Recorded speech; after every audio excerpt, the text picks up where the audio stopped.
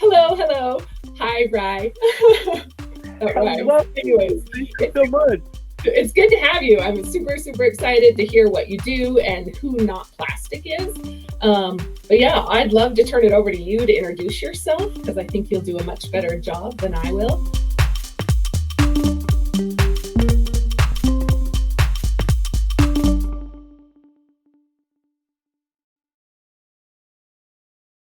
Absolutely. Well, thank you so much for the opportunity to be introduced, now virtually to you and to your audience. I'm really excited. My career has been, just super blessed and special and bonkers and crazy and everything in between. At 21, I left university to take over one of the nation's oldest drive-in movie theaters.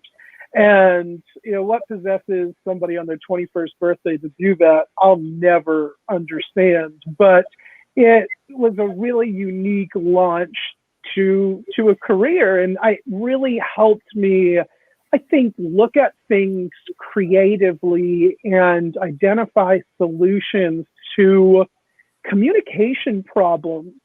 And we were in this transitional time of marketing communication where social media, I mean, Facebook ads had only been around for 2 or 3 years when I took over this theater. And so being an early adopter to that technology, I think gave me an advantage in entrepreneurship because so much of entrepreneurship is storytelling and content and amplification. And that's the tip of the iceberg that the audience sees.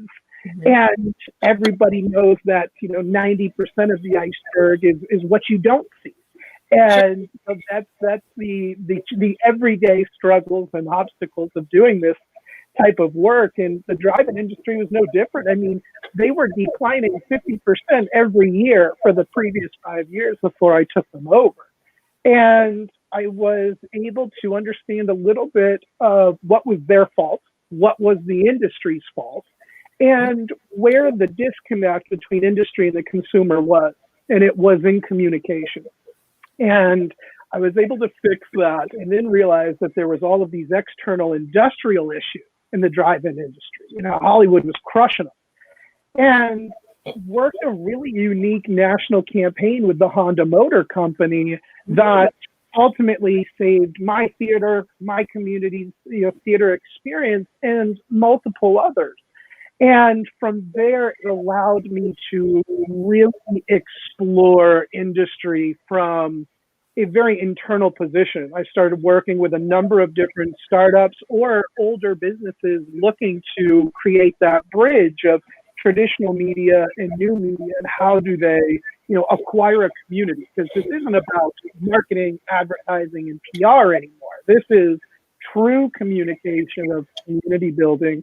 And was fortunate enough to work with a number of different companies in different industries and still kind of kept that creative bug in some film production.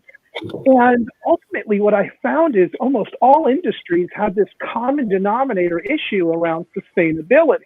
And so it did not matter whether you were in the film industry, whether you're in agriculture, cannabis, boating, it does not matter. There are single-use plastics that really are, if we can reduce that, we can really do a huge dent in our waste management challenges. And so I kind of went on a little bit of a journey and just jumped in and tried to figure out where in this supply chain is the most impactful at reducing plastic from the earth. And if I could solve some of those problems, then I could introduce those solutions to all industries.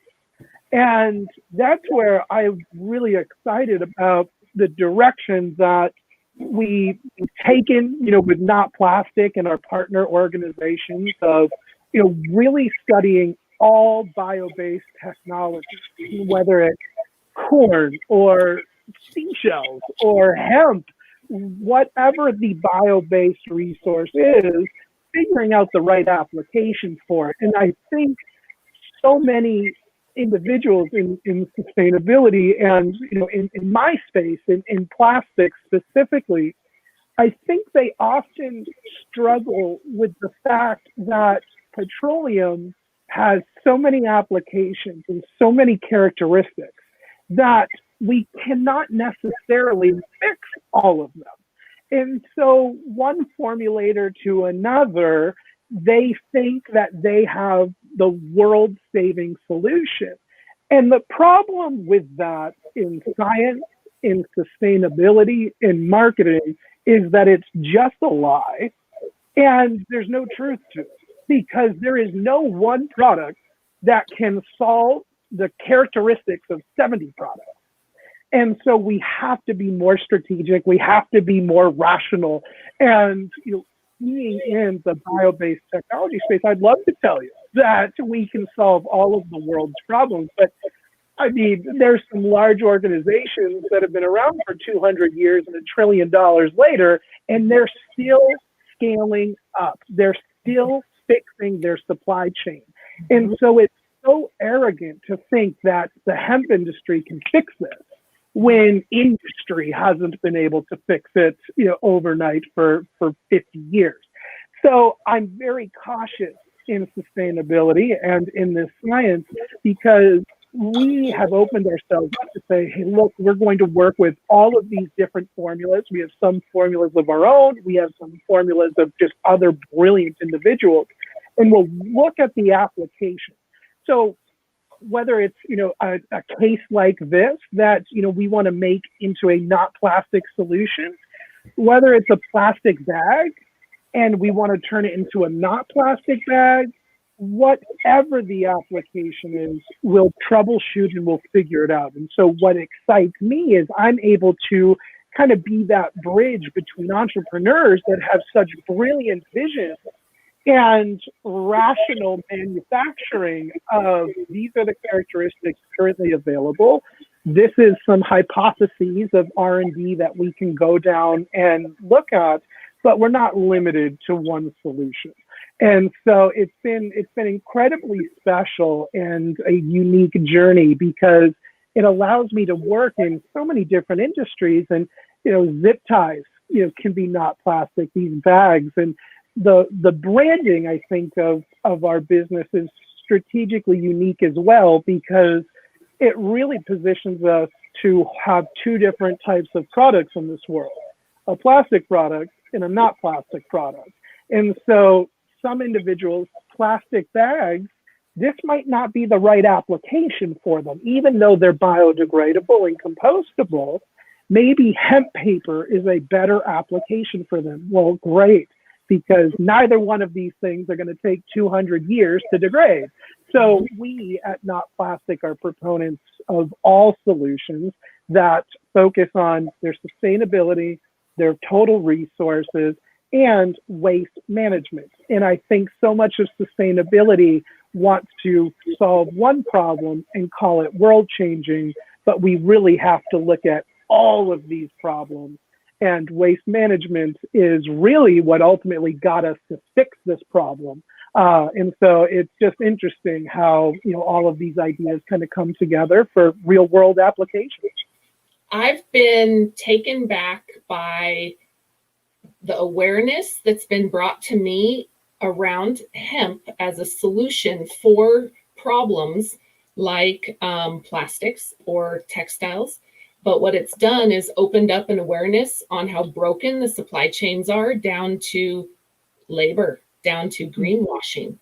The greenwash crap or the amount of recycling that's actually happening compared to what I thought was happening is eye-opening to me.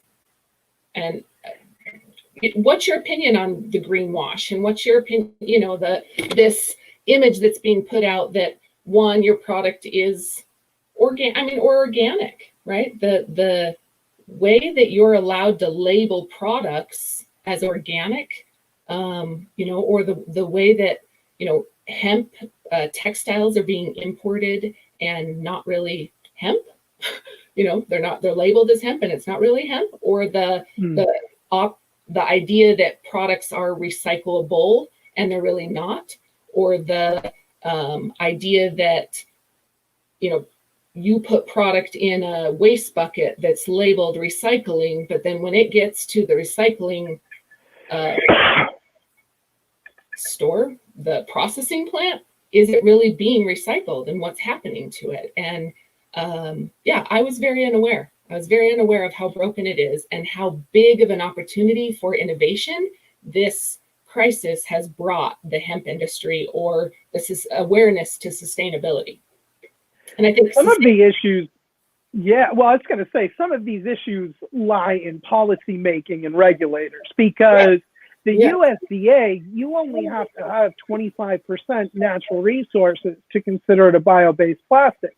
That being said, you introduce an enzymatic formula to create a biodegradable petroleum-based plastic, which exists. That technology is there. We need to look at what the consequences of everything is, though, but that's considered a bioplastic by the USDA. And so a lot of this consumer ambiguity, consumers do not intentionally incorrectly dispose of waste. So one of the things that we propose is that it should be the end manufacturer's responsibility to have a waste management plan around the product. Number two is there should be a requirement that every component of a product that a consumer brings into their home has a clear disposal process that can be communicated. Another thing is we need municipal compost. We need that third bin. We need the recycling bin. We need the trash bin, and we need a compost bin, because ultimately it goes back to my point that there is no hemp plastic that will solve all plastic issues. And I'm sure a lot of your audience is going to hate this, because I speak about this so often, and so many of us, I'm just as invested in hemp as anybody else in this space, but it's such a lie to consider hemp plastic the end all be all. There's characteristics that, hemp plastics will not be able to solve. The other component of all of this that really concerns me about the sustainability industry, the greenwashing is kind of a battle cry from one business to another to point out the points of hypocrisy, where a not plastic company is going to acknowledge what the pros and cons are for every application, because there will always be some sort of con. There is nothing that's 100% perfect. It doesn't exist. And again, I would be lying to you if I said that it did. The other thing is that bio-based plastics, will someday can scale to be as inexpensive as oil. I ask rational people that, bring that up to just use your noggin a little bit. What's the surface area of the earth? Because that's your limitation. So if you can scale the surface area, and everybody says, well, you can vertically garden. Well, can you vertically garden enough hemp? Because most vertically gardening, you're going to get 12 to 18 inches on a plant, where outside you could get 11, 12. I mean, some people can get, 17 feet. So there's so much to consider, and there's so much math involved. But at the end of the day, we have to scale to an illogical component to make plant-based plastics the same as petroleum. So what we are saying and introducing is this concept of, before you had paper, plastic, and now you have not plastic. And there will be 3 different price points in all of this. Plastic will be more than, or paper will be more than plastic, and not plastic should be somewhere in the middle for most applications. And so what we're kind of introducing is that, thought process of, well, sometimes you don't necessarily have it all. And sometimes we need a third option in life. And so that's really where we kind of see ourselves is, we're that third option. Okay, so you brought up a few points. I've been taking notes on all these little sticky notes I can remember. When you say, why do you think that hemp is not a solution for all types of plastics? What are things, educate me a little bit. Why? Yeah. So there are, like I said, 70 plus different types of plastics on Earth, and they all have different characteristics. Cellulose and sugar is cellulose and sugar. So as much as you want it to be something else, it's not. And so at the end of the day, whether it's hemp or corn or anything else with cellulose and sugars, I hate to say it, but there's other things you're going to have to do to get characteristics. Once you start playing with the glycerin and the bonding agents, really the carriers, you are chemically no different between a fossil fuel and a plant-based resin at that point. There's characteristics there that the USDA is just going to say, well, chemically it's the same, and of course it is. I mean, that's just carbon in the earth versus carbon up here. And so it's intriguing to me because I think it's a battle cry for those looking to get into the space, because I was very much like that too, until years in this, realizing the math's simple. There's more carbon below Earth's surface than we can physically put here. And so we need to be looking for carbons from other sources as well as hemp.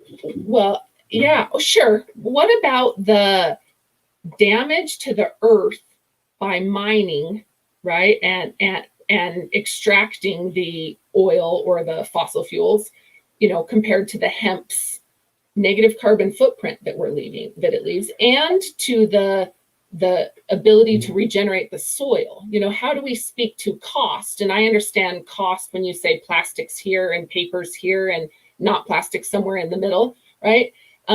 Speak to me about cost of, like, why should people be paying attention to something other than fossil fuels for plastics or the polyurethanes or the polyesters, right? All of the same connected plastics. Right? Why should we be paying attention to something different than that? And what's the benefit to the earth with hemp compared to some of these other solutions? Because that's what the big argument that I hear often is, yes, cost in the pocketbook is going to be a little bit more initially, especially, but long term, the footprint on the earth is significantly less damaging with a hemp. So I invite the mathematicians to answer this question. This is not a question, I think, for everyone, honestly, because I get asked it every day. And it's just such a question that seems like it makes sense, and it requires specialists to do the work and to study this. Because again, we're talking about the availability of surface area. So if we're just talking cost, you're right. Like, we should just be using oil and calling it a day. However, there are impacts on the world that doesn't make sense for. And hemp cannot replace all of it. And so that's my biggest concern, is not telling people that it can. It concerns me because I see so much money getting invested in some weak areas of the supply chain where there's non-existent areas of the supply chain that we really need to be investing in. But to your point, the corn and hemp, right, we're going to have different applications that we use for the plant. So yes, the consequences to the earth are much better if we grow more hemp, but it still cannot replace all other resources. Like, we have to feed people in ways that hemp just cannot provide. I 100% agree that it can't be 100, but what are some of those? What are some of those weak areas of the supply chain, right? What are some of those areas that we should be paying attention to? Or so I think processing is number one, because there's so many directions off processing. Again, anybody looking at raw material of plastics, again, cellulose and sugars are the same, and so it's just how much of the fiber do you want to place into that to kind of get what you want. And so what we're looking at is the waste management side. All the other applications for hemp because we know this one. We figured out this side. And so I think, in my honest opinion, industrial applications are the best use of hemp. I don't really see hemp in plastic other than a marketing application. Like it's just marketing. So whether I put corn in this bag or hemp in this bag, it matters to the person buying the bag. It doesn't matter to the earth. And so what we're looking at is that there are construction materials that it does matter, that you're not going to use corn for in the same way that you would use hemp for that application. And so, again, it just comes down to every application requires a supply chain evaluation. And then to your point, if I use this input, is it the best use of that input? And then what do I do with any part that's not being used for this application? And so that's why I love hemp, and certainly, don't want to say anything against that, but it's just at the end of the day, people need to focus on the product and work backwards, or else we're going to be wasting resources, whether it's oil, whether it's plants, whether it's water. It's just, we need to be very deliberate. Well, and I think what's been eye-opening to me is how misled we've been about what the best product is, right? Now, when I say this,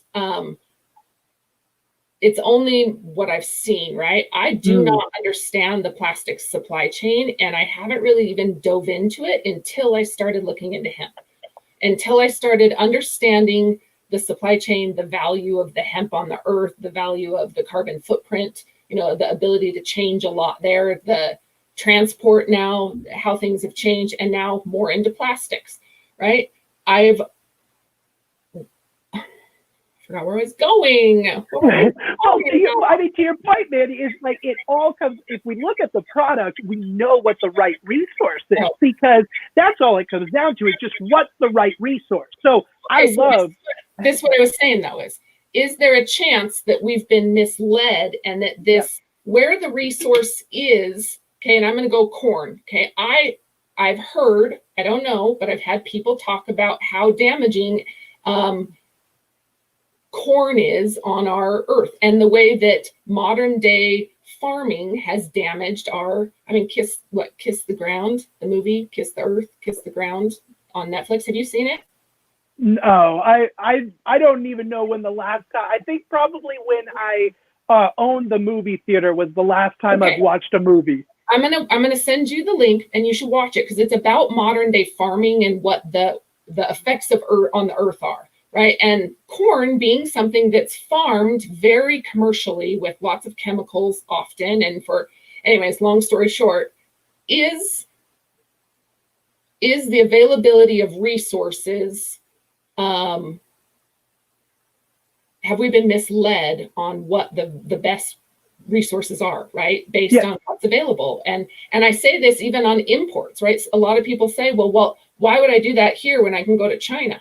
Well, there's a reason we're paying $1 a shirt in other countries, right? And if labor laws are your pain point, you would care. So the answer is yes. The hemp industry lies about the corn industry. The corn industry lies about the hemp industry. Sure. Period. That's why not plastic is nothing. We are neither corn, nor shells, nor hemp, we are petroleum-based plastic or not. That's it. And so, I feel like I'm always the bearer of bad news, because it doesn't matter which part of the industry I'm talking to. They're like, we're not lying. Like, you are. You lie about the hemp industry just like they lie about you. And so it comes down to own your industry. Master the applications that you're trying to master. And you can talk about the differences. But here's the thing. Yes, there are many applications that hemp is better for the earth than corn. But again, you're still going to use corn. So, we use non-genetically modified organic corn stock for our material. At the same token, we will absolutely be researching and are researching GMOs that are going to reduce the amount of water that corn for industrial applications use. So yes, genetic modification is horrible. If you're eating it, if you are consuming it for the wrong application, GMOs are awful. But for the right application, there are hemp breeders out there that are modifying genes right now. And so we don't penalize them and tell them that they're doing evil on the world. They're trying to scientifically evolve the available characteristics of a natural resource. So yes, if we got rid of everything and we used corn for everything, we're absolutely going to ruin the earth. But at the same token, if we only used hemp, we're going to miss a lot of sustenance from the earth as well. So we've got to look at how we transfer carbon, how we use different carbons. And again, that's why I focus on the end product, and then let's build out that supply chain so it makes the most sense. Because I just saw a company that put 30% of hemp fiber in 100% recycled ocean plastic and called it hemp plastic. That to me is it's accurate, right? USDA has given them the full availability to do that, and they're not wrong. But so that's why I think it's critical that we have almost nutrition facts on our packaging, just like we do. How do you dispose of it? Because again, there's going to be a percentage of those characteristics that are identical because of the chemical makeup. But then you add this hemp fiber in, it's recycled ocean plastic, and you do have some wins there. You have to pull the plastic out of the ocean. But we then need to add other components to that formula so that plastic will then become biodegradable. Because adding 25% hemp, it'll break down. But there's still going to be components of those polyesters in there that exist. And so if we can look at the enzymatic formulas that we're putting into this or some of the other strategies around it, we can then take that ocean recycled plastic, make it biodegradable. When we talk about mislabeling or being misled, that's a perfect example. And you said something that's really stuck for me. As an association, we talk a lot in all of our committees about standards and what's expected and how do we label and how do we identify truth for our consumers. And I think that having a label, just like a consumer, just like you do in food. But it's very interesting, as a pharmaceutical drug rep, you can walk around with drugs in your suitcase or car that would kill anybody that consumed them, if you consumed all of them, and hand them out to people without a prescription and your doctors, and it's no big deal. But you can't do that with cannabis. You can't sample it. You can't try it out. You can't carry it in your car. You can't get caught with it, right? You can't drive with it. Anyways, but yet also when I walk into a store, I assume that if I'm buying something from a grocery store, it's been vetted and tried and approved. And that's not the case in hemp and cannabis and hemp plastics or hemp anything, right? And you just said a perfect example of education for our consumers that really needs to happen. And I really like that idea. I'd like to explore the idea more of how do we bring some sort of label that's exactly like a food consumer's. It's all about accountability. I mean, I'm looking at an article right here that, one of our trusted pharmaceutical companies, the maker of something we are all well aware of, has pled guilty to 3 federal criminal charges and over $8 billion in fines. There's people will not necessarily always do the right thing unless they are forced to.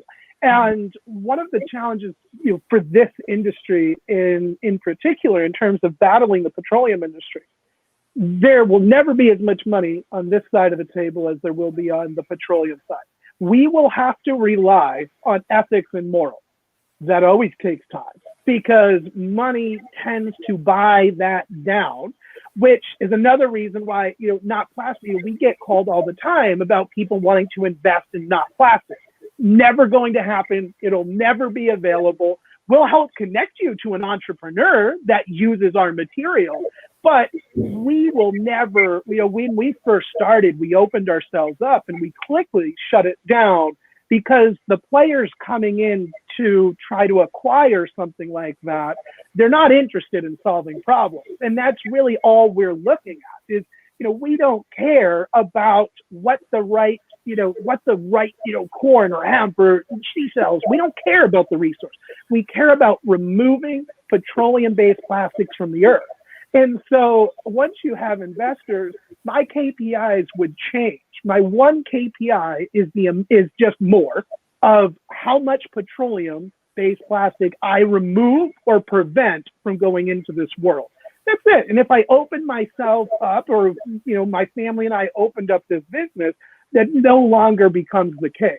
And so what we tend to do is we look for entrepreneurs that say, here's a single-use plastic, here's a high-volume single-use plastic, and I want to fix it. Great. Then what we do is we work backwards. How do we want it to decompose? How do we want it to act? How long do we want it to be on the earth before it starts to break down? How long is it going to be on a shelf? All of this information and data we need to know before we tell you if we're going to use hemp, corn, or biodegradable PET. And so at the end of the day, there's so much information to tell somebody what the right application is that we decided it makes much more sense to invest in those entrepreneurs, because any company that can fix the world's plastic problem is lying, because you have to fix the waste management problem at the same time. If you don't fix the waste management problem, you will always overproduce waste management. Therefore, I don't think you're solving a problem. And so for us, if we can work with an entrepreneur that says, look, we'll work with you, and this is the type of contract we would engage with you, but only if you meet these criteria, which are on the Not Plastic website in terms of how you would be a certified partner of ours. But ultimately, we're looking we don't want anybody laid off. And my concern is if we just opened up a bunch of, just quickly scaled bio-based plastic facilities, there's so many plastic makers out there that have distribution channels. They already have a business. They have a workforce working. And where I come from in Maine, I've seen the damage of what happens when companies just vacate, when they just go to China, when they just go to Mexico, and they leave the community devastated. And growing up in northern Maine, witnessing what that does to a community, what that does to families, and what that does to people, that's not our mission. And so I would rather work with companies, keep everybody employed, keep your machines running, just make your product a little bit more efficient, and just put a little bit more focus in what we're doing for the world. And we're going to all win. We'll all be successful that way. But we have to remember that no matter what we do, we're still part of a community, and our ripple effect leaves consequences on everyone. And so those are the types of things that just really concern me, because when you talk about greenwashing, it's usually just green bashing. It's usually one company bashing the characteristics of another company. And then there's I think what I was referring to as greenwashing is being able to mislabel products as recyclable or as hemp plastics, when really it's not completely hemp plastics, right? That it's relaying an image to our audience as this recyclable product, and that we're trying to buy good, right? Like you said earlier, our consumers don't intentionally buy faulty products or buy products that aren't recyclable. If it says recyclable, they trust that it is, and I think that where that needs to change goes back to the manufacturing and back to where we educate, or we provide some sort of standard or certificate to say that this is, biodegradable, ocean biodegradable, that it meets actual standards of not plastic. So those all exist, and that's why I'm more concerned about the education of those that really kind of evaluate these things with skepticism, because you're right, the hemp plastics can be misleading, but they should be required somewhere to explain how you dispose of it. And Sure. what needs to happen is it needs to be more in one's face, because Yeah. at the end of the day, what's hard is, I agree with you. Like in the specific example I gave you, it's not biodegradable. It is hemp plastic. So what needs to come out is guidelines, just like for the cannabis industry, on what's appropriate and what's not. And there is, to a point, but the certifications, all of that exists. So none of that would be new. And so It would just be different. It would be different because, again, for me, like, I'll give an example: hemp masks. Yep. Your mask doesn't have to have any hemp in it, right? It could have CBD. I mean, the fabric doesn't have to be hemp, right? When I buy a hemp mask, I assume that my mask I'm buying is a hemp fabric, not a hemp CBD on my mask, right? And so I think that there's things that with labeling that, you're right, they're not doing anything wrong. And if you read, it often will tell you that it's not, that it is 30% hemp plastic versus petroleum plastics, right? 70%. However, I think the way things are labeled is we've been misled, or it's the education, right? It's again, the education piece. And I hear this every day. Yeah, totally. And so I love that we're talking about this, because it addresses a lot of the things that people reach out for. And it's so hard because it's just like, you're not going to take a Mercedes to a BMW dealership. There's Mercedes specialists that will, fix Mercedes, and there's BMWs that will fix BMWs. The same type of thing, with this is, I think that the petroleum industry, a lot of the scientists and marketers of the petroleum industry, they cast a lot of doubt on the sustainability industry. And they send out, they have much more money for marketing materials and education about the negative effects of plant-based plastics. Because again, as much as we might not like to say it, there are. And so, we have to do the same thing. And I think what happens is we're so used to fighting because we don't have money. We don't have the money that the oil companies do. So what we have is we have words, we have social media, and we attack when we're not actually solving a problem. So at the end of the day, you can have 25 different versions of hemp plastic. And we do have so many different versions of hemp plastic. How you dispose of each particular type, it's like we have 7 categories for recycling. And what we ultimately need to have is we need to have, great. We need to figure out, say, look, there's going to be 3 silos for these types of products, and this is how we're going to dispose of them. But we don't dispose of batteries the same way we dispose of banana peels. And so, for me, I think that there's a lot more work we have to do on waste management before, we really go down into how plants can fix the world. Mm-hmm. Okay, so we've talked a little bit. We're already at 40 minutes, and so I don't want to take your time. I know, but so 15 minutes-ish.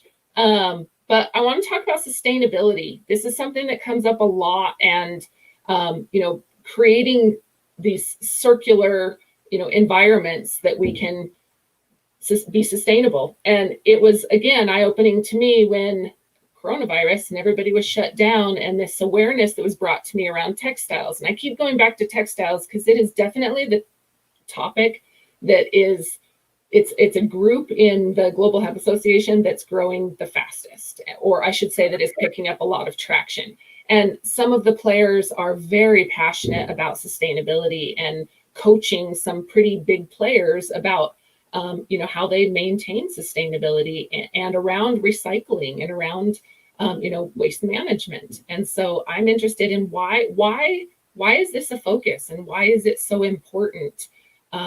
We've talked a lot about the plastics and the breakdown, but give me some other, when we talk about this, a lot of people, I watch them immediately glaze over. They're not affected, right? They can throw their garbage away. It doesn't matter. They go to the grocery store, they buy whatever they want. I've got a girlfriend that manages a grocery store, and when COVID happened, simple things like ketchup lids were unavailable, right? So I looked into supply chains and how broken they are and how important sustainability of our ecosystem is, and creating the, from seed to decomposition, right? So yeah, give me some education. We're seeing a revolution, Mandy. We're seeing a revolution, and we're seeing the failures of globalization. Mm-hmm. What we're seeing. Waste management is not Chinese problem. Right. Our waste management is not Africa's problem. Yes. It's our problem. Yes. And so you will never, and this is why I think I rub some people the wrong way, because everybody wants to talk about, packaging and plastics as the cure to sustainability. No, sustainability is a list of things that we're looking at. And waste management, in my opinion, is the most crucial and the most damaging to the earth right now. I don't look at plant-based plastics as a plastic solution. I look at it as a waste management solution. I am responsible for the decomposition of the products that come from my facility. That being said, why is it important? Because you cannot ship it to somebody else and make it somebody else's problem. They have their own problem. Waste management is a regional problem that needs to be solved regionally. Food, never. Like, I knew who the butcher was. I knew who the farmer was. I knew who was providing my sustenance, and I felt safe. I do not like the concept that we have 30 to 40% food shrinkage just from transportation around the world to come back to us. It's bonkers. So you can have peaches grown in Florida. You can ship them to Mexico to get processed, packaged in Thailand, and sent back domestically. We need to, and this is not, some political statement, but we do need to have a little bit more pride in domestic manufacturing and production.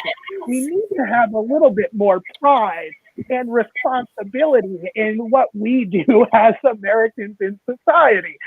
We have to stop making everybody else fix our problems, and we have to stop blaming everybody else for what's in front of us. So if you want to be in the sustainability industry, create a business, create a product, and look at everything around you. Because as a national company, again, right, this is why it doesn't make sense to invest in not plastic, because we're not going to set up waste management and a manufacturing site in all 50 states. That's what you need. So you need an entrepreneur from every state. And if you're in California, you probably need 3 to 5 of you. But what we need is these silos of people to say, we're going to focus on a category of products. And so what I see, again, in the plastic space, hemp papers dealing with this now, is everybody wants a straw and utensils. Well, unfortunately, everybody's wasting money solving the same problem. So what we're looking at is, so people are solving this, we'll solve zip ties. We'll solve this. We're solving these obscure, the tags on bags. On kerosene, you go get a new tank, it's got a blue plastic cap on it. These are all obscure to people, but they're pounds of plastic. And so, we're working with somebody, that owns, somebody like a Weber that owns, kind of kerosene tanks and distribution. Great. They should be responsible for that blue component. And when you look at something in a much more micro setting, that is easy to recycle. All the blue caps, they go back, whatever. But you can't do that if you're working globally. I hate using the brand name, but it's a failure. And so let's call it what it is. Coca-Cola is one of the wealthiest companies in the world. They have not fixed it. It is arrogant of myself to think that I'm going to be able to do it alone. So what we need to do is we need to think micro and work collaboratively through associations and other programs to solve all of these problems. There's 6,000 products that I need to convert to not plastic solutions before I die. So I'm much better off helping entrepreneurs than just trying to fix that problem on my own. Okay, so this is exactly why we set up the Global Hemp Association, is to support people like you and other associations that may have interest in anything hemp, right? That are working with pieces of. I get entrepreneurs. I actually have two in mind that are extremely passionate about converting products over to biodegradable or sustainable products. And just last week sent me a whole list of products. And ironically, I feel like they're a perfect fit. I would love to make an introduction and start this conversation. And so, Brittany, if you're listening, I hope that you are. I would love to, make a connection. But regardless, I think that this is you're speaking what I've been passionate about, right? You're exactly where I want to be as far as I hadn't considered the waste management pieces as much, right? I already feel like I'm eating an elephant with a baby spoon with the Global Hemp Association. As you said, it's a global. For us, I think in order to be what we need to fix supply chains outside of state or small community, we had to rely on other resources, right? We don't have a not plastic in Utah. We don't have exactly. However, this is where I see value in creating a bigger organization because it comes down to what you said in our rural communities. If our farmers are not supported and if our rural communities are not able to create jobs and manufacture on their own and recycle on their own and take care of themselves within a community, you see what happens when we have big pandemics and things are shut down, or when a country is no longer able to supply or support our plastic recycling. What happens to these countries that cannot now offload their trash to their places? And this has not been considered or thought about, right? And I think it goes back to the beginning of our conversation is I think we've really been miseducated or led on a lot of this. And I encourage people to get educated. And it wasn't until hemp was brought to my attention that as being a solution to a lot of these pain points. All of them? No, right? Years away? Absolutely. We have a long time. But I think when you said, considering ethical practices and manufacturing practices and knowing where your product's coming from, hemp provides a lot of solution without taking a lot from our earth. And I think that's what really drove me to the attraction in if we fix small pieces of this, it makes massive change, right? And figuring out what those are. And so, I think we so often forget about what our true ripple effect is. And I think that when we really acknowledge that and realize and rationalize that, I think a lot of these things will make more sense, because when we talk about waste management or manufacturing, like something that made me absolutely friggin' sick a couple weeks ago was the proposal of legislators and lobbyists working domestically with officials over in Africa, making a contractual agreement that will impact millions of people's lives, and lives that these lobbyists and these politicians will never look those people in the eyes and tell them what they did. That needs to stop. We are not here to send our problems to the world. Like, that's the part that I think frustrates me the most. And when you think about what your individual ripple effect on the world is, it has so many consequences. Like this cup of coffee, the amount of people from around the world that touched this cup before I got it, who had a shitty day, an amazing day, a blessed day, a baby was born. Who knows how many people, say 17 people minimum, touched this cup before I did. Now we talk about the coffee that's in it, the farmers, and the process, everything in there. When we think about that, I think that maybe we can have a little bit more empathy and a little bit more rational thought before we exit. You said it well. I think you're exactly right. And I think that has been lost and forgotten. It has been for me. I had no idea, and call me stupid, but I I was so unaware by the amount of hands that still touch clothing. It is not it's not cut in a sew in a factory all the time. I mean, people are still hand sewing our shoes and our clothes and our masks and everything we buy, right? And so when we're buying something for $1, that's like the human trafficking got me, right? I have kids. Sex trafficking hit me at home. We have a big organization in Utah that I've gotten to know. And so that was my aha moment for the reality, right? And somebody asked me one day, well, why would I care? Why do I care? And for me, it was, I went through a list of different things. And finally one was like, oh, well, that bothers me. Well, then you should care about your dollar shirt, right? But it's every single person's pain point is different. And the supply chains and the effects on waste management or on this, circular sustainability, economic sustainability is really, it'll affect everybody. It's just figuring out what that is and delivering the message on all of those levels. I want to be fair though. I think we as people, we put a lot of pressure on ourselves, period. We always do.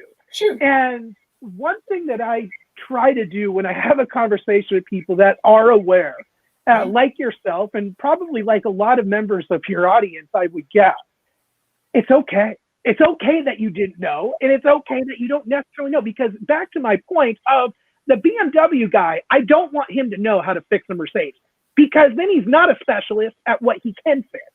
And so for me, like, these are some things that I think about, and I'm recruiting an army to come think about with me, but it's not for everybody to have to think about. There's a lot here. Just like there is for the water coming to my house, the sewer, I don't have time to understand sewage from my house. It's part of waste management, and I should, but I don't. And so I do not hold myself accountable for not knowing how the electrical works, how this works, because what I do know is how we can take plants and make it into plastic. So I'm a specialist of that. But if your boat breaks down, you're not going to call me to come fix your engine. And so I think that we also have to be fair and rational with ourselves, that it's okay. Now, there are some things that we need to be aware of, how to dispose, how it's made. Like, those are interesting things to me, but that doesn't intrigue everybody. I don't know how to write a book, but there's people that do. And so, you're not going to call me if you're an aspiring author. You're going to call somebody that's written a few books. And so, I just try to remind people, like, give yourselves a break, because, I'm not a politician, because that's not a specialty of mine. That's not something that interests me. I think that I can have a larger impact on my expertise applying pressure on politicians rather than running for office and writing legislation to ban, petroleum-based plastics. Somebody needs to do that, but I'm not the right person for it. So I do think that it's acceptable sometimes to say, hey, look, this is what I don't know. And that's why, to be a not plastic certified partner, embrace your own hypocrisy is one of our 5 points, because you are a hypocrite.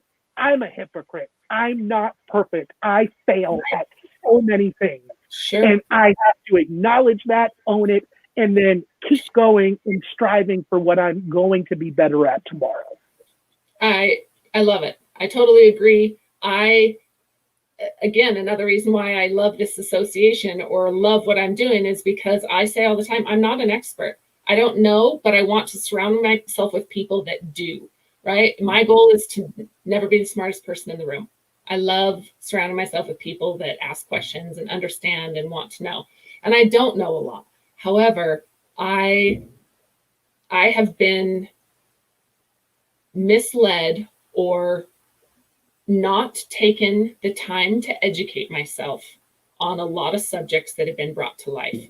And I think that the opportunity for innovation is now, and the opportunity for entrepreneurs to grow and create business is now. And I think that, right, you're a perfect example and a perfect resource of who I want to be involved with when it comes to growing and changing and educating and more importantly, developing those avenues to do so. Right? There's a lot of smart people out there. There's a lot of great people that can educate, but how and what do we do? And so I would love to have more collaboration. I'd love to make more introductions. And I'd love to have you involved in our committees, because our committees, I've got one specific that I'd love to introduce you to when it comes to sustainability and supply chains and so forth. So yeah, I thank you so much for joining so much. I'm thrilled. Thank you for having me. It was an honor. Well, and what can we do for you? How can we as a community get involved or do more to grow with you and to grow the industry and make change? You know, people say all the time, "What are you doing, Mandy?" And I said, "I'm going to change the world." 100. You're saving the world. 100%. You are an ally to the world, and that's what we're recruiting. And so I invite everybody to connect with me on LinkedIn. Mandy, I'll send you that link, and that's the best way to connect with me and make sure that we actually are able to have a conversation. We are recruiting an army. We are recruiting an army of ambassadors that share love with the world. That's it. Whatever your unique love with the world is, we want to help you share it. Mine is to help fix some single-use plastics, to inspire others, and to bring a community together around a mission. For other people, there's so much knowledge that they have that they can share, and being a part of a community is what it's all about. So we're recruiting our army. We're going to save the world. And I'm so grateful that you allowed me to meet you and your audience today. I'm blessed to have you. I would love to send you over some more information. Let's jump on the phone and stay in touch. I will send, I don't know how the best way is if I just do an email intro through LinkedIn, but I'd love to connect with you, with this one in particular entrepreneur that's looking for exactly what you're doing. Of course. I'd love to connect. Okay. Thank you so much. We'll talk soon. Thank you, man. See you, Rye.